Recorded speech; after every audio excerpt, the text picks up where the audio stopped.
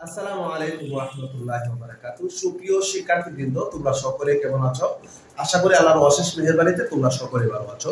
আর আমি মজবুল হক জুনায়েদ স্যার আছি আজকে তোমাদের সাথে। আজকের এই ক্লাসে আমরা শিখব মূলত পার্টিসিপল সম্পর্কে। তো চলো দেরি না করে শুরু করা যাক আজকের এই ক্লাসটি। প্রিয় শিক্ষার্থীবৃন্দ, পার্টিসিপল দেখো, পার্টিসিপলটা মূলত তিন প্রকার। একটা হচ্ছে প্রেজেন্ট পার্টিসিপল, দুই হচ্ছে পাস্ট পার্টিসিপল, নাম্বার 3 হচ্ছে পারফেক্ট পার্টিসিপল। তাহলে আমরা কি জানলাম? পার্টিসিপল মূলত তিন প্রকার। এক হচ্ছে প্রেজেন্ট পার্টিসিপল, দুই হচ্ছে পাস্ট পার্টিসিপল, নাম্বার 3 হচ্ছে পারফেক্ট পার্টিসিপল। দেখো, প্রেজেন্ট পার্টিসিপল মূলত কাকে বলে?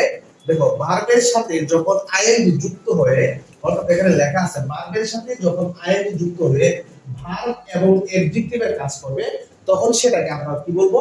প্রেজেন্ট পার্টিসিপল বলবো। দেখো, for example, he saw A flying bird. এখানে মানে একটা উড়ন্ত পাখি দেখছে। দেখো, ফ্লাইং ফ্লাইং শব্দটা ভার্বের সাথে কি হয়েছে? আইএনজি যুক্ত হয়েছে।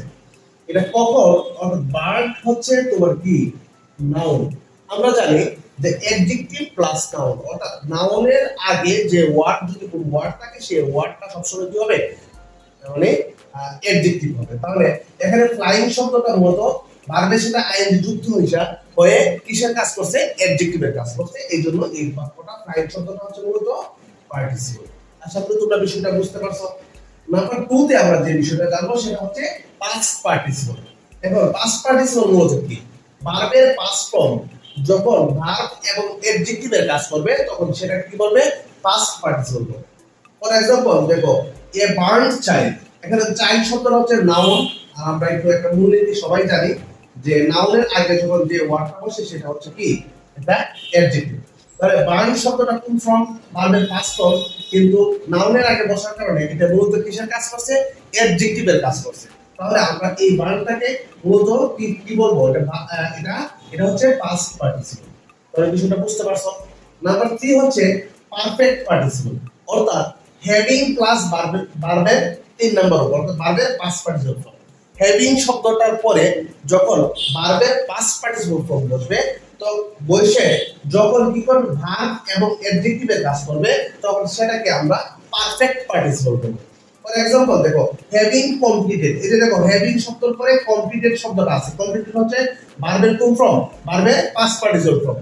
দেখো, having completed the class they were, sorry হবে, দেখেন হবে দে ওয়্যার ডিসকাসিং। এখানে হ্যাভিং কমপ্লিটেড এটা মূলত কি? Perfect participle. তাহলে আমরা মূলত কি জানতে পারলাম? যে পার্টিসিপল মূলত তিন প্রকার। একটা হচ্ছে প্রেজেন্ট পার্টিসিপল, নাম্বার 2 হচ্ছে পাস্ট পার্টিসিপল, নাম্বার 3 হচ্ছে পারফেক্ট পার্টিসিপল। প্রেজেন্ট পার্টিসিপল কাকে বলে? ভার্বের সাথে আইএনজি যুক্ত হয়ে যখন কিসের কাজ করবে? অ্যাডজেক্টিভের কাজ করবে এবং ভার্বের কাজ করবে, দুটো একসাথে কাজ করবে, তখন সেটাকে আমরা কি বলবো? Present participle. আর নাম্বার 2 হচ্ছে কি? Past participle. ভার্বের পাস্ট ফর্ম যখন কিসের সাথে বসে? যখন ভার্বের পাস্ট ফর্ম যখন নাউন এবং ভার্বের কাজ একসাথে, সরি, অ্যাডজেক্টিভ এবং ভার্বের কাজ একসাথে করবে, তখন সেটাকে আমরা কি বলবো? Past participle.